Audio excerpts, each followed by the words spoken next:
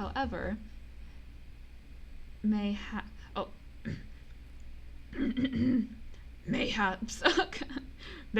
I should offer my opinion. But Baron, it's not a time for your witness testimony yet. So you would think, prosecutor, and yet I see my good reputation getting tarnished by your incompetence. Incompetence? Oh.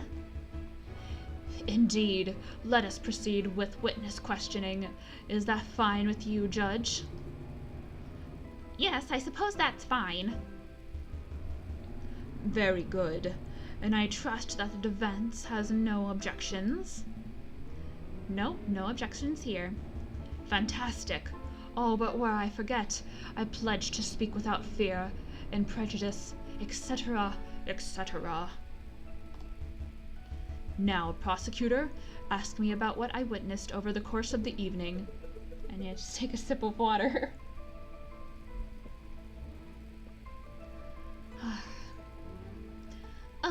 Okay.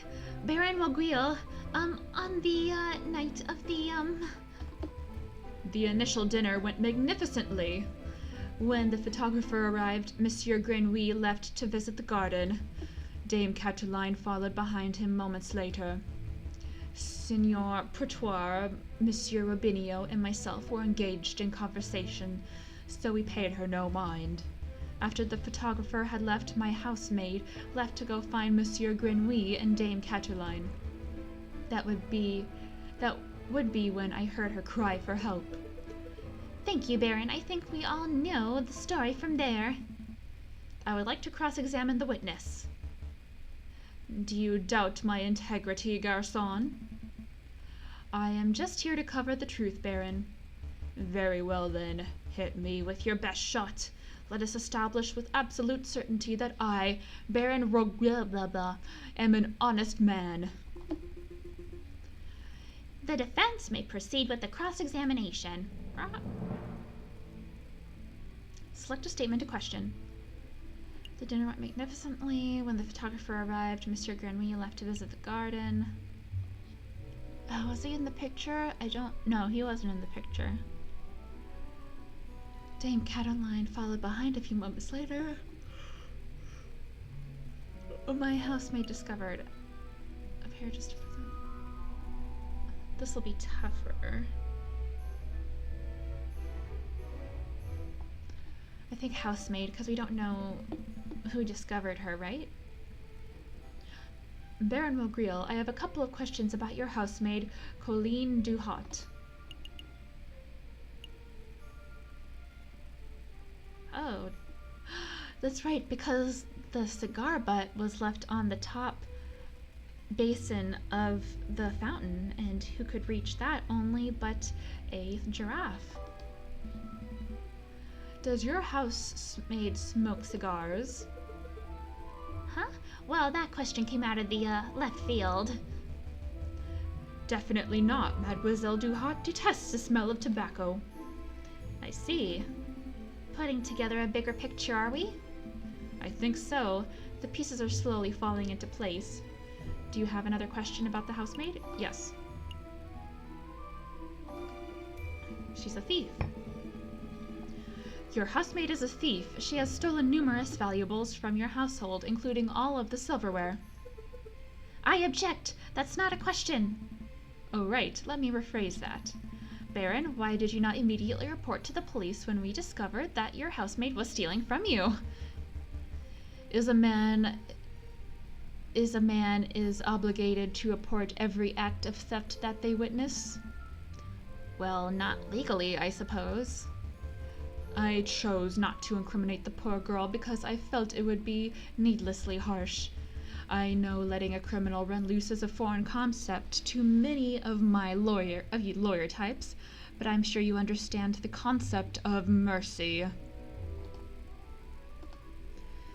Do you have any questions about the housemaid? Yes? I guess I can't go further with that.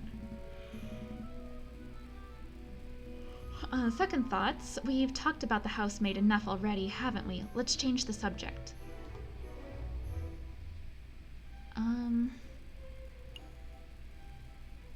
let's talk about Monsieur Grenouille. Baron Roguil,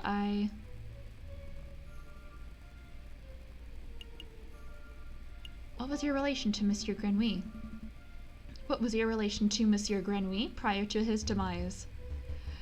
We were business partners. Monsieur Grenouille, Signor Pertois de Miao, and myself all owned a third share in our up-and-coming railway company. Oh, I see what he's doing now. He killed off one of them, then he's trying to incriminate the other's daughter to get her father out of the picture, I guess. Excuse the crassness of this question, but that means that you and Signor Pertois would now own half of the company each, correct? Correct. I suppose that's a slight glimmer of benefit that arose from this foul situation. But, monsieur, you must understand that Monsieur Grenouille and I were friends as much as we were business associates. I mourn the man's passing. Of course. Do you have any other questions? Yes. Why did he visit the garden? Why did Monsieur Grenouille visit the garden? I believe he wanted some fresh air. The steak did not sit well with him, I fear. Oh, I see. But that is quite coincidental timing, isn't it? How so? Well, Monsieur Grenouille felt sick and left the room just after the photographer arrived and just before the murder occurred. One might draw a link between the food and the sickness. Hold on, Falcon. Surely you aren't suggesting that Monsieur Grenouille's food was poisoned in some way? I am. The events are too closely tied to be a mere coincidence. I am no expert, but I think the steak would have been a perfect medium to carry a small amount of poison. My word, what a revelation! But, what evidence do you have of this poisoning? Bearing in mind, of course, that the, coroner found no signs of poison, and no poison was found at the crime scene. Oh, well, to be completely honest, there was no hard evidence of poisoning, but we can speculate. No, Monsieur Falcon, we cannot.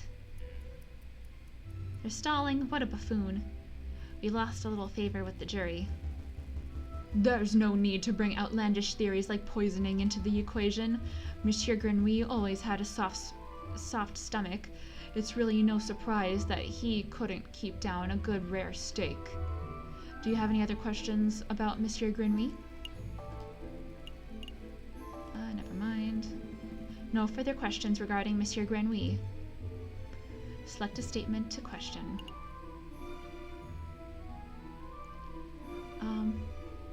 I guess the dinner. Baron Roguil, I would like to ask about your dinner you served that evening. Very well, ask away. Regarding the red herring? Now, about this red herring. Yes, what about it? I'm not sure, but I feel it is of vital importance to the case. Falcon, I just want to clarify this. Are you saying that you wish to pursue the red herring? Yes, I wish to pursue... Yes, I do. Yes, I wish to closely examine and question the piece of evidence that is overtly labeled as red herring.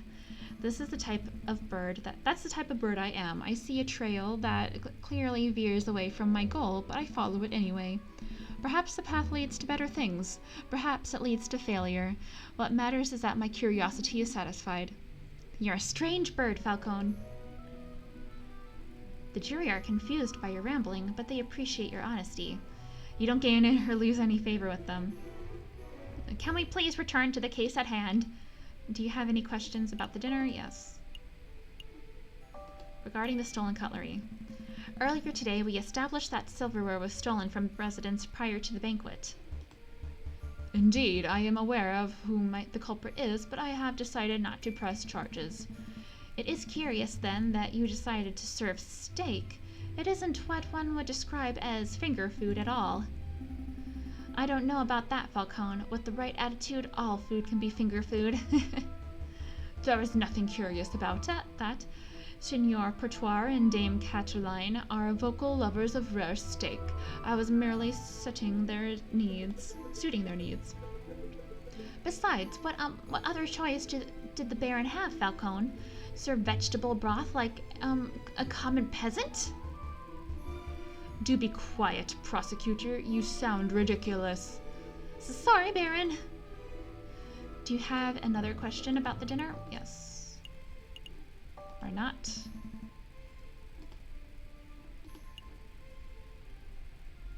I think... Baron, we saw the murder scene, your garden, for ourselves. What's with all the horses? When was the last time, Baron Wogriel, when was the last time you ventured into your own garden? As it happens, I have quite serious allergies. I haven't been in my own garden for years. Years, you say?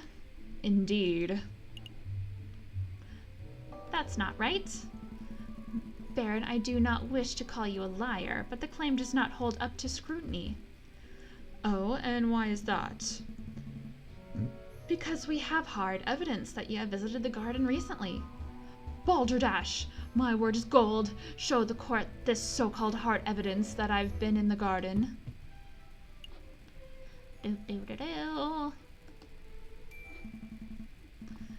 This was found in the garden. To be specific, it was found inside the fountain basin. Right beside where the murder occurred. A cigar butt. That could belong to anybody. And...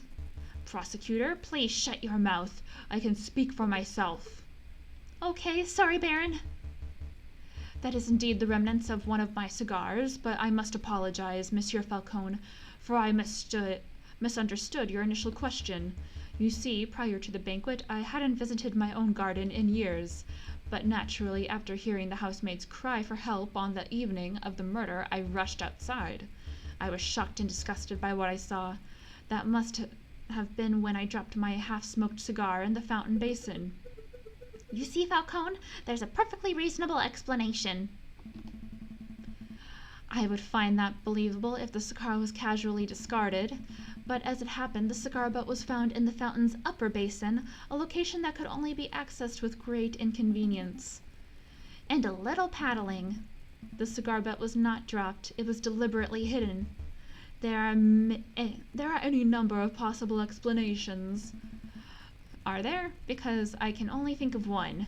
That is that you, Baron Wogriel, deliberately hid your cigar butt to disguise your own illicit activities. Did I now? And what illicit activities would those be? You want me to spell it out? Fine. Let's put everything on the table. You, Baron Wogriel, murdered Monsieur Grenouille. That is what you were trying to keep hidden? Directly accusing me of murder. How shamelessly brazen. That is a ridiculous, ludicrous accusation, Falcon. The Baron is an upstanding citizen of the highest order. Tabitha's looking at me like I'm crazy. Your allegation is baseless. You have no evidence, no means, motive, or opportunity. No evidence? Think harder, Monsieur Rabbington. Every piece of evidence points to Baron Wogriel as the prime suspect. You want the means? The Baron certainly had the means. His lion's claws are as sharp as a surgeon's blade. Gutting a frog belly would be trivial to him. Even Monsieur Rubinio confessed just moments ago that he feared his claws. Ridiculous! I would never threaten a man with violence. You want a motive? The Baron had at least 10,000 francs worth of motive. By removing a business partner, the Baron's share of his railway company increased from 1/3 to 1/2. This is preposterous! And finally, the Baron had an opportunity. No, he crafted the perfect opportunity. He arranged a small banquet with a very select number of guests. He was aware of the missing silverware, and yet he served steak, a food item that necessitates good cutlery. Why? To bloody the hands of his guests, of course. Then he hired an easily influenced photographer and staged a very specific picture in order to build a perfect alibi for himself. Photographing the guests in front of a handless clock to make for easy editing is quite an ingenious plan, it must be said. Prosecutor, are you going to let this slanderous yarn go uncontested? Say something. Object. Oh, you're pitifully useless. After executing the murder, the Baron found himself still holding a single piece of incriminatory evidence, his finished cigar. He knew that leaving it at the crime scene would raise suspicion, but he didn't have time to properly dispose of it. So out of desperation, he threw it into his fountain, out of the sight of his guests and any snooping police. I imagine the Baron was hoping to implicate Seigneur Pertois de Miao, since that would ensure total control over his railway company. Oh, hi. Tabitha came over to visit. Alas, Dame Caterline was the first to happen upon the crime scene, so the Baron improvised. This is an outrage! Judge, I demand that you disbar this ranting lunatic. No, there is only one outrage here. That is that a man like yourself is able to abuse his wealth and status to frame an innocent girl for murder. You're a bourgeois of the worst kind. How dare you, garçon! The utter nerve of a lying scumbag of a lawyer to accuse a philanthropist like myself of something so heinous! I am nothing like that fat cat bourgeois. I am a respectable, hard-working capitalist. No, you're a ruthless man who would slaughter a dear friend just to reap a few francs. How you incredulous whelp! I ought to gut you right here and now, like a damn frog.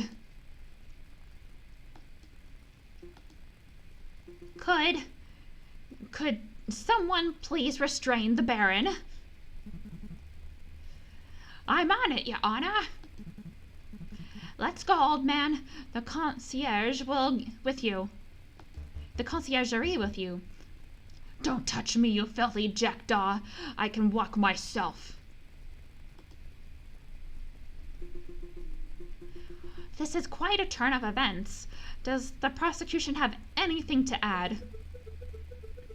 Well, in a matter of, speaking, to be honest, no. Then I shall now confer with the members of the jury to come to a decision. I ask that the animals of the court please be patient in this time. Falcon, that was pretty incredible. Thank you. I just hope it was enough. What do you mean? You just proved Caterline innocent. We'll get a not guilty verdict for sure. Sparrowson, I think you misunderstood something important about the justice system. What's that? I haven't proved anything. As lawyers, we cannot deal in proofs. It's just not possible. All we can do is organize the evidence and convincingly explain what it suggests. I haven't proved Dame Caterline's innocence. All I have done is demonstrate that there is a significant possibility that she is not guilty. I'm not sure that I understand the difference. We have reached a decision. In the light of the recent revelations, it is clear that an error of judgment was made with the initial arrest. On that note, we unanimously find the defendant, Dame Caterline de Miao, to be not guilty. Not guilty. Da, da, da. Monsieur Falcon, Petite Sparrowson, you did it! Yeah, I suppose we did, didn't we? We should head back to the office so we can celebrate properly. You did it, Falcon. I can't take all the credit. This was a group achievement. I'm so proud of you both. I'll go get 1 bottle of wine and 3 of our least dirty glasses. You were amazing, Monsieur Falcon. It was nothing. I very much liked the way you pinned the murder on the Baron. That was an act of sheer genius. Well, I didn't pin anything. Sparrowson and I just worked at unveiling the truth, given the facts of the case. Monsieur Falcon, there is no need to play coy. This case is over. Play coy? Don't tell me you're actually being sincere. I'm completely sincere. I'm completely lost. Oh, wow. I thought the goody-goody thing was an act, but you actually don't know. All right, I'll spell it out for you.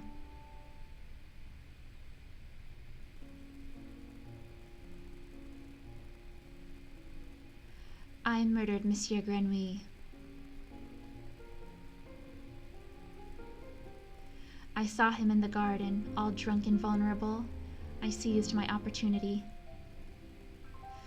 It was nothing personal, just business, you understand. Business? To increase my papa's share in the train company, of course. My papa always said that the drunk old frog was the weakest link. Your confession doesn't make any sense at all. I found Baron Roguille's cigar butt hidden in the garden. Oh, I put it there. I expected the police to find it, but I suppose that was putting too much faith in the brains of Paris's finest. But Falcon proved that Monsieur Robinio's photograph was edited. It was edited. I wasn't in the picture because I was busy paying a visit to Monsieur Grenouille in the garden. My papa knew I needed an alibi, so he ordered Monsieur Robinio to paint me over Baron Roguille and to add hands to the clock. But that lazy artist didn't manage to finish altering the photograph by trial day.